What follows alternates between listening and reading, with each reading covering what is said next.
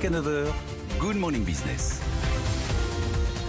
Voilà la vie à l'entreprise à partir du mardi 1er septembre, ça ressemblera à ça si vous êtes sur RMC 23 canal RMC Story sur la TNT, puisque nous portons des masques, on va pouvoir les enlever parce que nous ne sommes pas encore le 1er septembre et puis parce qu'on espère avoir des dérogations pour les plateaux de télévision, sachant qu'on respecte bien évidemment la distance minimale d'1 mètre avec entre nous, Sandra, et évidemment avec les invités. Laurence Breton-Cueny, vous êtes vice-présidente de l'Association nationale des DRH. On a eu le plaisir déjà de vous recevoir avant l'été.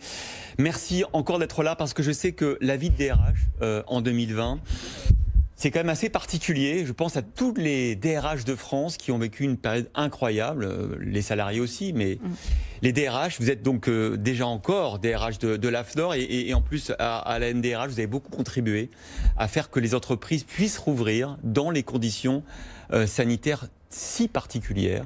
Vous avez l'air déjà épuisé parce que j'imagine que l'été a été très actif. Non, en fait, nous, on a eu quand même plusieurs protocoles à mettre en place. Bien donc, sûr. on attend la dernière version. Donc, on travaille, et je l'ai amené sur la version du 20 août. Et on se prépare pour le port du masque obligatoire pour le 1er septembre. Donc, vous l'avez vu, avec mon masque barrière grand public. Alors, est-ce qu'il y aura des dérogations? C'est la question. Est-ce qu'on va pouvoir mettre un peu de souplesse? Comment ça va se passer? Alors on l'espère parce que c'est prévu. On nous a dit que c'était possible qu'il y ait des dérogations, donc on attend. On a beaucoup de questions en interne, notamment quand il y a des grands open space, en disant on ne peut pas mettre une personne dans un grand open space. Donc nous, on attend. On attend vraiment avec impatience, mais sinon, on est tous préparés et la distribution des masques a commencé chez les uns et les autres pour ceux qui ne l'avaient pas encore fait. Et puis pareil, sur les sites industriels, il y a des grands espaces où, sur des espaces collectifs, mais où parfois il n'y a que 2 ou 3 personnes sur plusieurs dizaines ou centaines de mètres carrés. Non, mais je pense, parce que j'ai vu qu'il devait y avoir un avis donné aujourd'hui, donc justement sur les dérogations possibles. Ça va dépendre aussi du nombre d'employés présents sur site et donc de la reprise du télétravail, du taux de télétravail. Bon, bah, vous savez que non, mais le protocole est très bien cela. Le protocole, déjà, c'est plus marqué protocole de déconfinement, ça c'est le premier point. Et puis surtout, c'est bien marqué qu'on doit permettre à chacun d'exercer son activité professionnelle sur les sites dans les conditions de sécurité.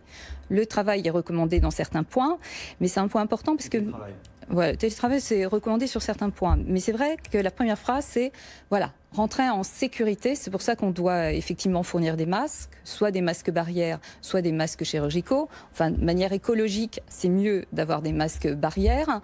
C'est-à-dire en tissu qui peuvent être lavés. Voilà.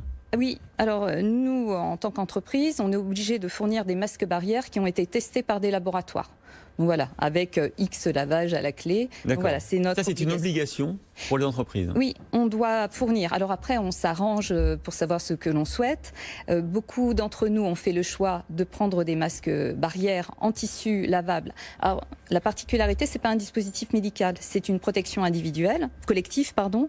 Mais bon, ça se lave, ça se réutilise et ça permet d'en donner moins aux uns et aux autres. Le protocole, vous allez le diffuser quand? Il sera diffusé quand? En fait, il faut savoir qu'on adapte chacun, puisqu'il y a le protocole national et nous, on a tous des protocoles sanitaires qu'on fait évoluer.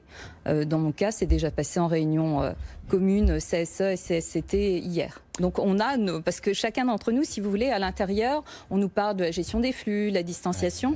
Donc on a tous le nôtre, à nous. L'autre grand sujet, c'est le télétravail, parce qu'on a eu beaucoup de questions. Laurent Goubeau, pour BFM Business avec vous, nous a répondu au fur et à mesure, effectivement, aux questions des auditeurs et téléspectateurs. Grosso modo, est-ce que vous pensez que le télétravail, pour cette rentrée, va être la norme, une des normes? Ça vous fait sourire parce que c'est aussi un casse-tête, hein? Je pense que toute situation est contingente. D'une part, il faut avoir un métier éligible pour télétravailler. Après, ce que l'on va faire les uns et les autres, c'est peut-être pour éviter le port du masque tous les jours, faire une adaptation.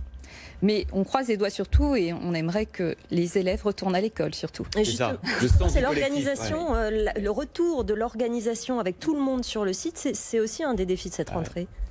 Alors, on l'a déjà fait les uns et les autres. Alors, c'est vrai qu'il y a quelques entreprises qui n'ont pas prévu de retour sur le site, mais elles sont à la marche. Quand vous regardez PSA qui avait annoncé que le télétravail serait généralisé. Oui, mais télétravail, c'est un mode d'organisation, mais vous savez qu'aujourd'hui, dans la crise, le problème, ce sont les débouchés. Et si chacun reste chez soi, au bout d'un moment, l'économie ne repart pas. Donc, le télétravail est un mode, ça ne doit pas être la règle, ça doit être une souplesse accordée. Est-ce qu'on a perdu le sens du collectif dans cette crise ? Oui. Je pense pas pour tout le monde, parce qu'on a toujours la même chose dans l'entreprise. Il y a des personnes qui ne comprennent pas pourquoi elles ne peuvent pas continuer à télétravailler. En fait, elles pensent à elles, à leur confort personnel. Elles ne voient pas l'intérêt du collectif. Le collectif, c'est vrai, c'est l'émulation, la synergie, et puis aussi, c'est faire redémarrer l'économie. On l'a bien vu au moment où on était en télétravail. Les chiffres n'étaient pas présents, le PIB qui descendait, nous qui n'avions plus de débouchés. Donc il faut trouver la juste mesure en permettant aussi une adaptation, parce que porter des masques toute la journée, c'est compliqué. Une dernière question, vous avez l'impression qu'il y a une partie des salariés qui sont réticents à revenir au travail, qui traînent des pieds ? Certains, mais je pense qu'il y en a qui ont qui traînent toujours les pieds. Non, je crois aussi il y a les cas des personnes qui sont dites vulnérables. On a eu un décret du 5 mai dessus. Là, on attend ce que va dire le protocole. Le protocole est intéressant puisqu'il dit que les personnes doivent reprendre. Elles, on doit leur fournir des masques chirurgicaux comme vous avez pour leur permettre de reprendre, parce que le plus compliqué serait que les personnes soient à long terme exclues de l'emploi. Donc voilà, si on ne veut pas, il faut qu'on trouve le juste milieu pour que tout le monde puisse revenir dans les meilleures conditions sanitaires. Merci beaucoup Laurence Breton-Cueny, vice-présidente de la NDRH, d'être venue ce matin dans Good Morning Business.